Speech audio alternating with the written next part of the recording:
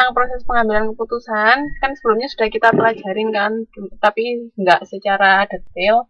Di sini agak lebih detail kita akan pelajarinya. Nah, ini konsep dasar pengambilan keputusan. Keputusan itu seleksi dari 2 atau lebih alternatif pilihan. Makanya kan ketika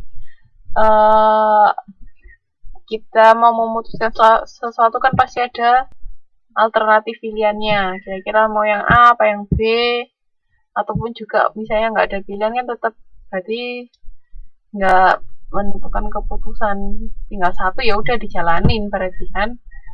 Nah, kalau yang namanya option choice itu keadaan dimana tidak ada pilihan sama sekali gitu. Jadi ya mau nggak mau dilakukan. Terus habis itu nih 3 tingkatan pengambilan keputusan. Itu ada yang namanya extensive problem solving. Itu konsumen tidak memiliki kriteria untuk mengevaluasi sebuah kategori produk atau merek yang spesifik. Jadi ya sudah, kita nggak ada kriteria tertentu. Misalnya produk ini harus gimana itu nggak ada. Terus habis itu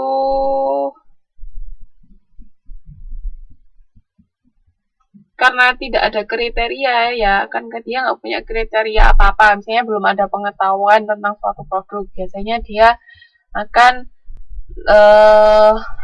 lebih meluangkan waktu untuk mencari informasi tentang produk tersebut. Jadi ini memerlukan tingkat keterlibatan konsumen yang tinggi, jadi high involvement consumer itu. Karena dia nggak punya kriteria apa-apa, nggak ada pengetahuan apa-apa, jadi dia meluangkan waktu untuk menggali informasi lebih banyak tentang suatu produk. Terus kalau limited problem solving, itu konsumen telah menetapkan kriteria dasar untuk mengevaluasi kategori produk dari berbagai merek.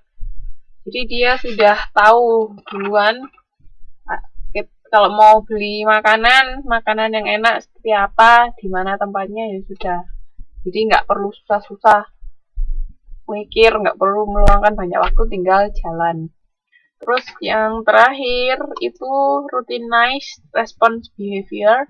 Itu konsumen memiliki beberapa pengalaman dengan kategori produk dan memiliki seperangkat kriteria yang telah ditetapkan untuk mengevaluasi merek-merek. Jadi ya sudah, kita sudah biasa beli misalnya kayak convenience goods atau bahan-bahan pokok, misalnya sabun, ya sudah kita misalnya sebulan itu beli berapa sabun tiap bulan, itu routinized response behavior. Jadi ada 3 tingkatan ya pengambilan keputusan. Terus 4 perspektif dalam pengambilan keputusan. Ada yang namanya perspektif ekonomi. Jadi di sini dalam kondisi persaingan yang sempurna, konsumen digambarkan akan mengambil keputusan secara rasional. Jadi dari sisi ekonomi itu bakalan seperti itu. Jadi konsumen bisa mengambil keputusan secara rasional, maksudnya di situ dia bisa sudah tahu sebelumnya informasi tentang produk-produk yang tersedia. Terus habis itu bisa mengidentifikasi alternatifnya, sama mampu mengevaluasi dengan benar. Itu maksudnya di situ secara rasional di situ. Tapi ada juga keterbatasannya dari perspektif ini. Biasanya kan manusia terbatas dengan keterampilan dan kebiasaan yang ada. Makanya kadang-kadang mengambil keputusan tuh secara tidak rasional. Berarti ini kan teoritis sekali ya. Dalam pandangan ekonomi itu kalau keadaan persaingan yang sempurna, kita bisa mengambil keputusan secara rasional, padahal nyatanya manusia itu ada batasannya, ada nggak pengetahuannya nggak sebanyak itu gitu, seperti itu. Terus habis gitu yang kedua itu perspektif pasif.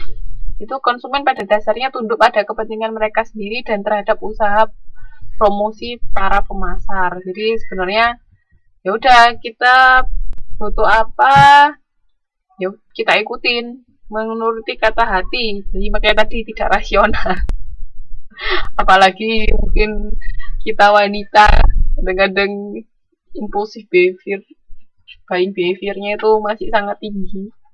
Jadi mungkin tidak rasional. Misalnya barang yang sangat mahal bisa dibeli hanya karena kepengen.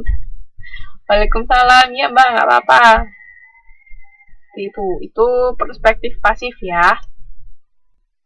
Terus habis itu ada yang namanya perspektif kognitif. Konsumen mau menerima maupun secara aktif mencari produk yang memenuhi kebutuhan mereka. Jadi mereka berpikir, kognitif kan dari pikiran. Jadi cari informasi banyaknya supaya tahu yang sesuai dengan kebutuhan yang mana. Tuh. Terus kalau perspektif emosi, itu setiap orang melibatkan emosi dalam pembelian atau kepemilikan barang tertentu. Jadi kayak tergantung suasana hati seperti apa membeli. Terus pokoknya kalau lagi pengen beli apa ya mengikuti kata hati juga, lebih ke itu ya, tergantung mood. Kalau emosi itu moodnya sedang apa diikutin. Nah ini kalau nggak kelihatan bisa dilihat di halaman 8.10. Nah, jadi itu ada input, proses, output. Nah, external influences. Nah, ini kan sebenarnya 5 proses pengambilan keputusan yang sebelumnya pernah kita pelajari itu kan mulai dari proses ya, dari konsumennya kan. Di need recognition, pengenalan kebutuhan, terus pre-purchase search, jadi pencarian informasi, terus evaluation of alternative, mengevaluasi alternatif yang ada. Habis itu pembelian, purchase, sama post-purchase evaluation. Nah, terus itu kan itu mulai proses sampai output. Nah, inputnya itu dari mana? Inputnya itu ya dari pemasaran, dari marketingnya perusahaan. Di 4P-nya seperti apa, terus ada pengaruh dari social cultural environment, jadi kayak dari keluarga kayak gimana, dari orang-orang sekitar seperti apa gitu. Paham ya maksudnya di gambar ini? Ada yang mau ditanyakan? Paham tidak?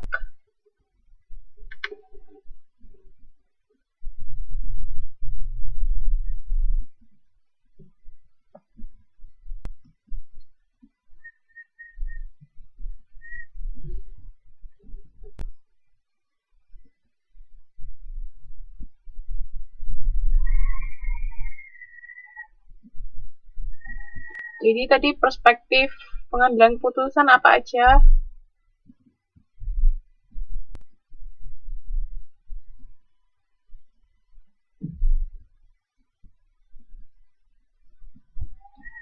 Yuk.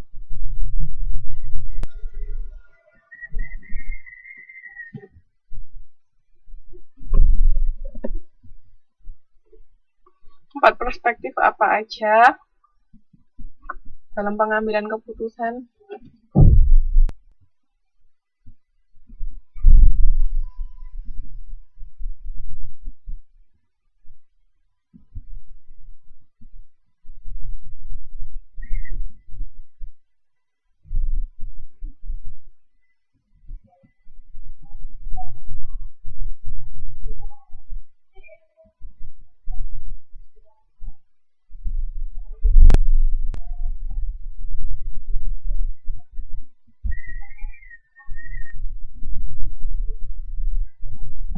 Ya, ekonomi, pasif, kognitif, sama emosi ya.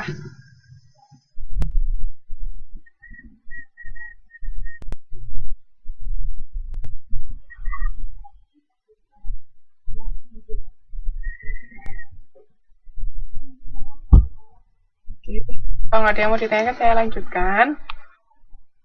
Sebentar, saya absennya Mas Mano sama Mbak Eng dulu.